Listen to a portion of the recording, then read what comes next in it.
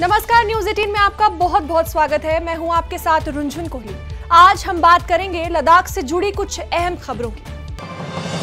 सांकू में एक artificial glacier बनाया गया है। पानी के बचाव की दिशा में एक बड़ा कदम उठाया गया है। मशहूर इंजीनियर और एनवायरमेंटलिस्ट सोनम वांगचुक से प्रेरित होकर सांकू में इस आइस टापू का सफलतापूर्वक निर्माण हुआ है।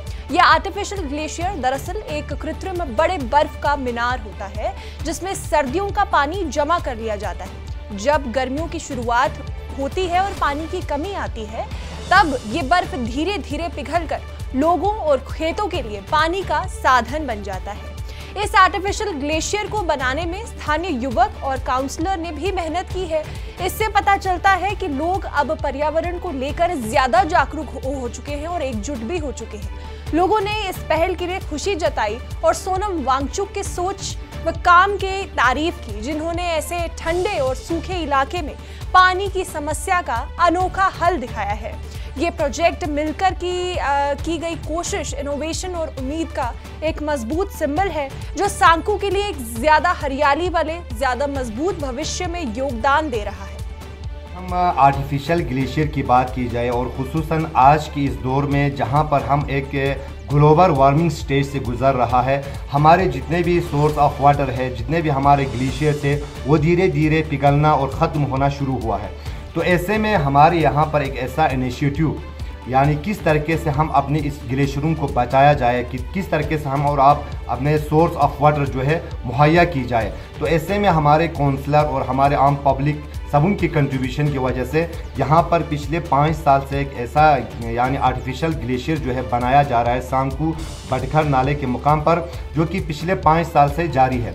तो इससे बहुत सारे हमारे लिए फ़ायदा है आम पब्लिक के लिए। सबसे पहला बेनिफिट जो है यहाँ पर ये है कि विंटर के सीज़न में जितने भी स्नो स्लाइड आते हैं, तो एक तो उस स्लेड को रोका जाता है, और दूसरा जो फ़ायदा है सोर्स ऑफ वाटर है, क्योंकि धीरे धीरे हमारे पास जितने भी सोर्स ऑफ वाटर है, जितने भी ग्लेशियर्स है, वो सब धीरे धीरे ख़त्म हो चुका है। तो इस वक्त हमारे पास यही एक ऑप्शन है, आर्टिफिशियल जो है ग्लेशियर बनाया जाए। और साथ में तीसरा जो बेनिफिट जो है, आम हमारे जो बेरोज़गार नौजवान है, जो कि यानी हर साल यानी ऑनरेबल काउंसलर जो है उस चीज़ के लिए फ़ंड रखा जाता है, तो कम से कम 3 या 4 या 10 नफ़र जो है वहाँ पर विंटर में काम करते हैं, तो उनके लिए एक रोज़गार भी होता है। तो जिस लिहाज से देखा जाए, एक ऐसा ग्रेट इनिशिएटिव जो है ऑनरेबल काउंसलर जो है उठा रहे हैं। हिमालयन बुद्धिस्ट कल्चरल एसोसिएशन ने पूर्वी लद्दाख के डैमचेक से कैलाश मानसरोवर रोड को फिर से खोलने की मांग की है। न्यूज 18 से बात करते हुए retired assistant commissioner revenue Tsewang Dorje ने कहा है कि ये रोड न सिर्फ बुद्धों के लिए बल्कि हिंदुओं और जैन धर्म के मानने वाले लोगों के लिए भी बेहद जरूरी है। उन्होंने ये भी कहा कि नाथुला की तरफ से कैलाश यात्रा बहुत मुश्किल है और खतरनाक भी है, और इसमें 15 से 20 दिन लगते हैं, लेकिन लद्दाख से कैलाश मानसरोवर पहुंचने में मुश्किल से 2 दिन लगेंगे। उन्होंने ये भी कहा कि 1962 में चीन के साथ लड़ाई के बाद रोड बंद कर दी गई थी। वो कोई ऐसा चीज़ नहीं है कि ये इंडिया और चाइना के दरमियान में बिल्कुल आना जाना बिल्कुल बंद है करके, ऐसी बात नहीं है। इंडिया से अभी तक जिस तरह पहले जाते थे, ये यात्रा का स्थान जो है वो हिंदुओं का भी है, जैन का भी है, बुद्धिस्ट का भी है। तो हमारे बहुत सारे बुद्धिस्ट, जैन सारा बहुत नथुला पार करके सिक्किम के थ्रू में, उत्तराखंड के थ्रू में जाते हैं। वहाँ से जाने का रास्ता अभी ओपन है। और रिसेंटली उन्होंने इंडो चाइना टॉक में इस पॉइंट को फिर उन्होंने किया, और उनको ज़्यादा से ज़्यादा उसको फैसिलिटीज़ देने का उन्होंने डिसीजन किया रिसेंटली। तो यहाँ से लद्दाख से जाने का जो है 62 में जो इंडो चाइना का जो कॉन्फ्लिक्ट हुआ था, छोटा बहुत, तो उसके बहाने से यहाँ से जाना बन गया है। ये सिर्फ लद्दाखियों के लिए बन गया है, बाकी इंडिया के हर जगह से जाते हैं। तो इसका कोई मतलब मकसद नहीं है कि यहाँ से जाने का रास्ता बंद करे, वहाँ से जाने का रास्ता ओपन करे। हालांकि वहाँ से जो नथुला के ज़रिए से या उपेले पास जो है उसके जाने का जो रास्ता है वो बड़ा कठिन, वहाँ हाई पास है, वहाँ से जाने का स्लाइडिंग आने का डर है। रूट 19-20 दिन के सफ़र पड़ता है। अगर लद्दाख से जाने का ये रूट डेमजोग से खुलेंगे तो सिर्फ 2 दिन में कैलाश में पहुंच सकता है। वहीं हिमालयन बुद्धिस्ट कल्चरल एसोसिएशन ने भोटी भाषा के लिए बड़ी मांगे रखती है। हम अपने दर्शकों को बताना चाहते हैं कि भोटी एक सामूहिक नाम है जिसका उपयोग हिमालय क्षेत्र में बोली जाने वाली तिब्बती भाषाओं के समूह के लिए यूज किया जाता है। ये भारत के लद्दाख, हिमाचल प्रदेश और सिक्किम के साथ साथ नेपाल, भूटान और पाक कृत्रिम कश्मीर में भी बोली जाती है। भोटी को लद्दाखी, स्पीति भोटी और भोटी किन्नौरी जैसी भाषाओं के लिए भी इस्तेमाल किया जाता है। HBCA ने इसी भोटी भाषा को भारतीय संविधान के 8वें शेड्यूल में शामिल करने की भी मांग की है और कहा है कि भोटी 8वें शेड्यूल में फिट होने के लिए सभी जरूरी क्राइटेरिया को पूरा करती है। हाल ही में HBCA का एक डेलीगेशन कैलाश मानसरोवर रोड को फिर से खोलने की मांग को लेकर और भोटी भाषा में की गई मांगों को लेकर लद्दाख के LG कविंद्र गुप्ता से मिले थे और उन्होंने इस पूरे मामले पर पूरी रिपोर्ट का भरोसा दिया है। हर कोई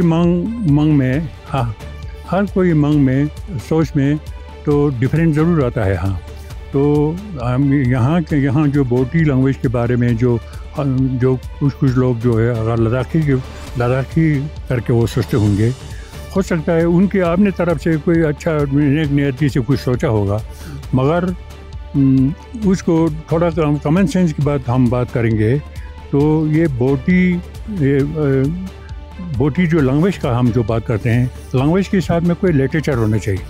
हमारा लद्दाख बहुत पूरा ये हिमालय रीजन जो है बहुत ही मशहूर इसलिए है कि यहाँ रिक्वे नश चू करके हाँ तो उसके वो सारे चीज़ जो होते हैं वो सिर्फ भोटी लैंग्वेज में ही है। लद्दाखी करके अलग से कोई लैंग्वेज ऐसा नहीं है जिसमें कोई भी रिक्वे नश चू छोटा और बड़ा जो होता था वो जिसमें वो तो ये लैंग्वेज को उसमें क्वालिफाई करने के लिए 8 शेड्यूल में जाने के लिए क्वालिफाई करने के लिए भी लिटरेचर होना चाहिए उसमें यहाँ ज़रूरी। तो यहाँ का जो भोटी भाषा जो है 8th सेंचुरी में बना है, जो 1000 ईयर पहले से बना है और उसमें लिटरेचर जो है लाखों करोड़ों में लिटरेचर है और वो लिटरेचर भी हमारा इंडियन से बहुत रिलेटेड है क्योंकि इंडियन का जो नालंदा ट्रेडिशन जो है, नालंदा ट्रेडिशन में जो जितना कल्चर है वो सारा कल्चर जो है ना भोटी में ट्रांसलेशन करके तिब्बत के थ्रू में और हमारे यहाँ भोटी लैंग्वेज के थ्रू में अभी मिलन के तौर पर बहुत सारे रेडियो स्टेशन है, TV स्टेशन है, यूनिवर्सिटी में बहुत सारे डिपार्टमेंट है कि भोटी का वो सारा भोटी लैंग्वेज में है।